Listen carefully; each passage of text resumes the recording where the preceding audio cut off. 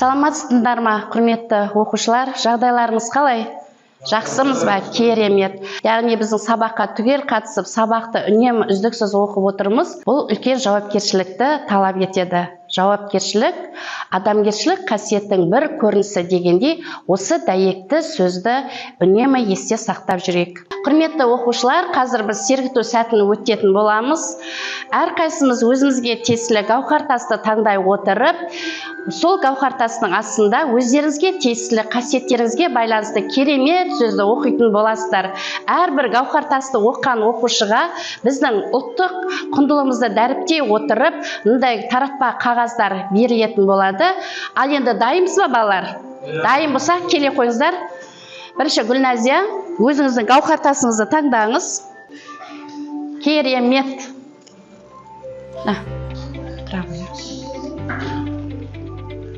Нұртілеу, жарайсың.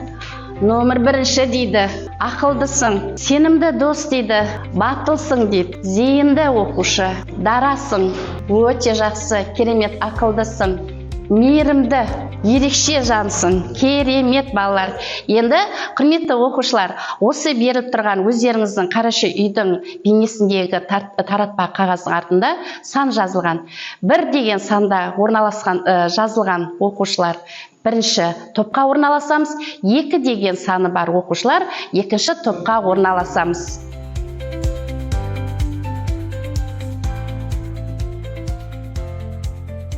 Құрметті оқушылар, біз өткенде қандай сабақ өттік? Үйге қандай тапсырма берілді? Бізге берген бүгінгі үй тапсырмасы глюкозаның айырып тұтыру кезеңі. Өте жақсы, отыра ғой. Енді үй тапсырмасын сұрау мақсатында, балалар, біз қазір қалаған есіңді таңда жасанды интеллект әдісі бойынша дайындалған тапсырмаға назар аударайық. Қазір әрбір дұрыс жауап, балалар, 1 балл болып есептеледі. Бізде мына жерде 5 есік, әртүрлі 5 есік берілген. Кәне енді осы есіктер бойынша кім алғашқы сұраққа жауап береді? Кім таңдайды? Дильняс, қай есікті таңдаймыз? Бірінші есігі, жарайды. Бірінші есіктің сұрағына назар аударайық енді. Аэробты метаболизм негізгі ерекшеліктері қандай? Оттегінің қатысуымен энергия өндіреді.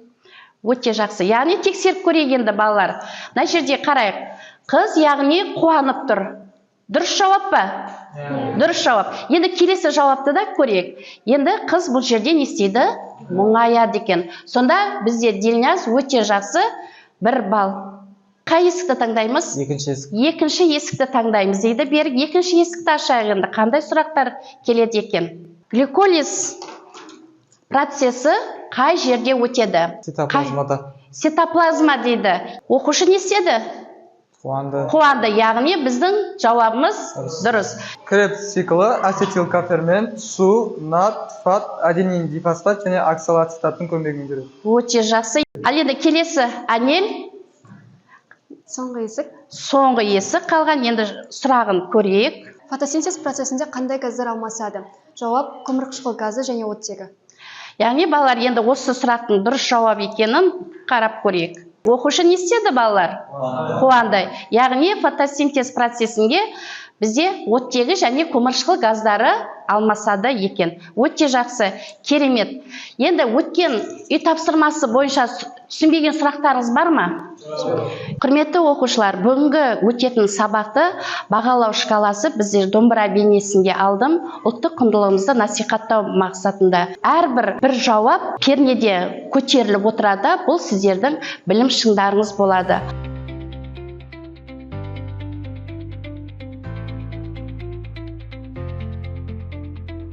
Құрметті оқушылар, жаңа сабағымызды бастамас бұрын, қазір кішкентай ғана бейне үзіндіге назар аударамыз. Біздің ағзамыз күнделікті өмірдегі барлық әрекеттерге, тіпті тыныс алу мен ойлауға да энергия қажет етеді. Функциялары бар. Бұл жерде глюкоза оттегімен бірігіп энергия өндіреді. Бұл күрделі процесс жасушалық тыныс алу деп аталады. Жасушалық тыныс алу кезінде глюкоза молекулалары оттегінің қатысуымен ыдырайды. Бұл химиялық реакция нәтижесінде су, көмірқышқыл газы және ең бастысы энергия бөлінеді. Көмірқышқыл газын біз дем шығарғанда сыртқа шығарамыз. Қандай құбылыстар байқадық? Зат алмасу, керемет. Ас қорыту, тағы да тыныс алу процесі, қоректік заттар. Дұрыс айтасыздар. Енді осыдан келіп бізде үлкен зат алмасу процесін көріп тұрмыз. Байқап тұрмыз ба балалар? Яғни ағзадан сыртқы ортаға қаншама қоректік заттарды алсақ, артық заттар және судың артық бөлшектерін біз бөліп шығаратынын байқап тұрмыз. Сонымен бүгінгі жаңа сабағымыздың тақырыбы метаболизм түрлері. Балалар, дәптерлеріңізді ашып, бүгінгі күні ретін жаза қояйық. Тақырып метаболизм түрлері.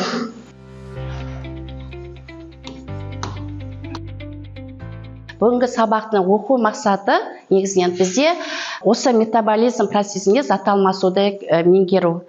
Енді балалар, бізде білеміз, кез келген тірі ағза сыртқы ортамен тығыз байланысты үздіксіз жүреді.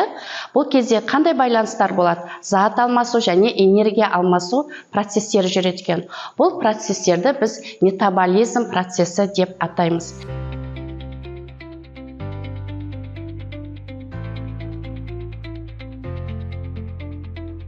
Яғни, бұл қандай алмасу? Пластикалық алмасу. Бұл қарапайым.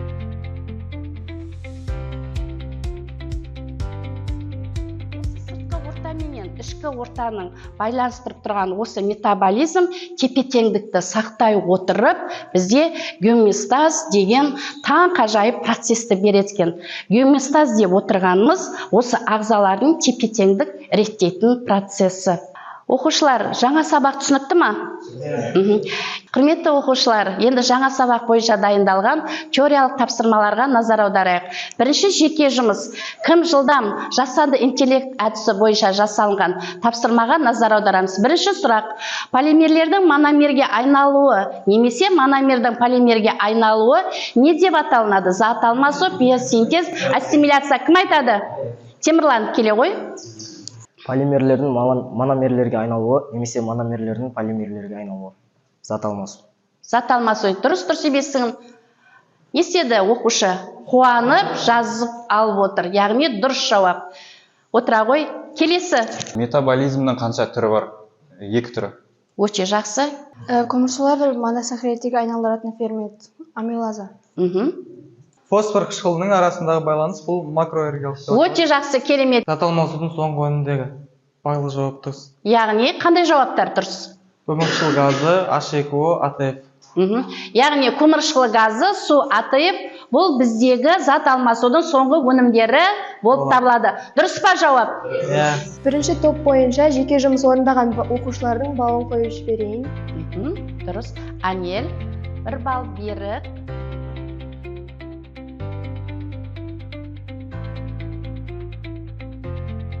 Қазір жұптық тапсырмалар беремін. Екінші жұптың тапсырмалары. Дәптерге орындайтын боламыз. Ақылдаса отырып жұптық.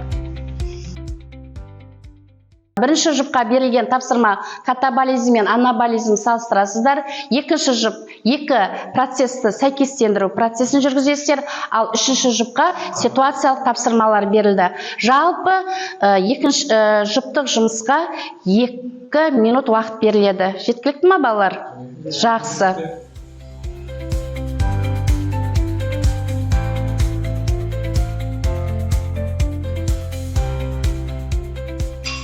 Яғни бірінші топ болдық дейді. Өте жақсы, керемет. Бірінші жұп бойынша қайсыңыз? Ұлан айта ғой. Сұрақты оқимыз. Бірінші жұп катаболизм және анаболизмді салыстыру. Катаболизм ол күрделі молекуланың жай молекулаға ыдырау реакциясының жиынтығы. Ал қызметі процестері кезінде энергия босап шығарады. Анаболизм немесе пластикалық алмасу биологиялық реакцияның жиынтығы деп аталады. Оның қызметі жасушаны құрылыс материалын қамтамасыз етеді. Өте жақсы. Біздің жұпқа берілген тапсырма бұл сәйкестендіру. Фотосинтез қызметі бұл метаболизмнің анаболизм түріне жатады. Дұрыс. Ақуыз синтезі метаболизмнің анаболизм түріне жатады, ал қалған гликолиз бен ыдырау реакциялары метаболизмнің катаболизм түріне жатады. Өте жақсы, керемет. Дұрыс па балалар? Дұрыс, өте жақсы. Теориялық тапсырмалардың енді топтық жұмысына кезек келді балалар. Бұл топтық жұмысты орындау барысында біз жасампаздық пен жаңашылдық құндылығымызды ескеріп отырайық, құрметті оқушылар. Енді бірінші топтың жұмысы, екінші топтың жұмысы, Енді бұл жердегі біз ерекшелік балалар бағалау рубрикасы беріледі сіздерге.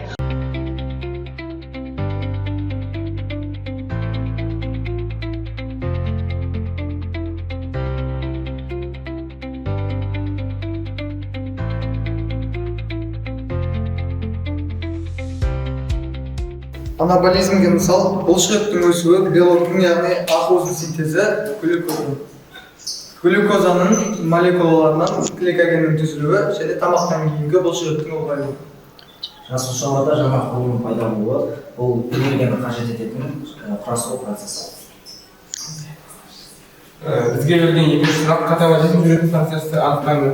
Катаболизм жүретін процесс ас қорыту және тынысалу процестері. Ас қорыту процесі кезінде үлкен молекулалар ыдырайды, ал тынысалу кезінде оттек пен гликоген бөлінеді. Өте жақсы, керемет.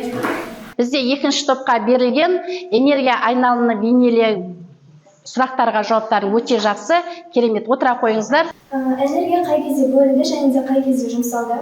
Жаттығу кезінде энергия катаболизм нәтижесінде бөлінді, яғни АТФ көмірсулар және де майлар ыдырап, энергия шықты. Энергия қай кезде жұмсалды? Тамақтан кейін ағза бұлшық тінін қалпына келтіруге және де ақуыз синтезіне жасушаны жаңартуға энергияны жұмсады. Бұл анаболизмге қажет энергия болып табылады. Жалпы қорытындылай келе, жаттығу істеген кезде энергия бөлінеді, бұл катаболизм, ал бұлшықет қалпына келіп демалған кезде бұл анаболизм болады. Өте жақсы, керемет. Толық жауап бізде алынды, яғни әрбір жауаптарыңызда сіздердің 2 және 3 биологиялық терминді пайдаланғандарыңызды байқадым, яғни бізде барлықтарымыздың жауабымызға 2 балдан қоятын боламыз. Біздің білім ордамыз өзі бізге қат жіберіпті. Осы қаттың ішінде бізде бекіту сұрақтары бар екен балалар. Осы бекіту сұрақтарын 2 топқа беретін боламын қазір. Метаболизм балалар нешеге бөлінді? Қандай? Катаболизм және анаболизм деген 2 топқа бөлінді, иә? Өте жақсы. Балалар, анаболизм процесі оттек энергия не істейді? Қажет етеді. Дұрыс айтасыздар, энергияны қажет етеді. Қайсы сіздерде анаболизм қатарында екінші катаболизм процесіне жатады? Осы жерге тездетіп өзіміздің берілген сөздіктерімізді құрастыратын боламыз. Эндоплазмалықтар липидтерді синтездеп шығарады. Өте жақсы. Анаболизмнің бір процесі. Өте жақсы. Келесі тездетеміз.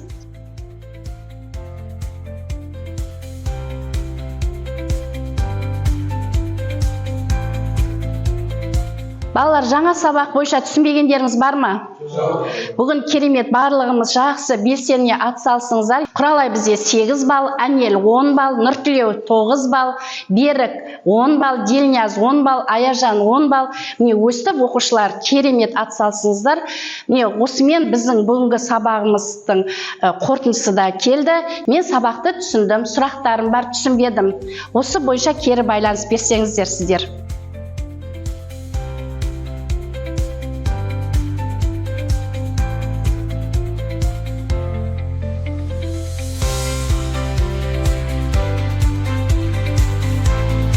Бүгінгі сабақта метаболизм түрлерін өте жақсы түсіндім. Бағила апайға мың алғыс. Сабақ мен үшін өте тамаша өтті. Метаболизм жайлы жақсы білдім. Ол екіге бөлінді, анаболизм және де катаболизм. Өте жақсы. Балалар, үйге тапсырма аламыз. Метаболизм түрлері және осы мәтіннің соңғы бөлігінде орналасқан бірінші, екінші тапсырмаларды және кестені толтыра отырып дәптерге жазып келеміз. Осымен сабағымыз аяқталды. Қош сау болыңыздар. Рахмет сіздерге көп-көп.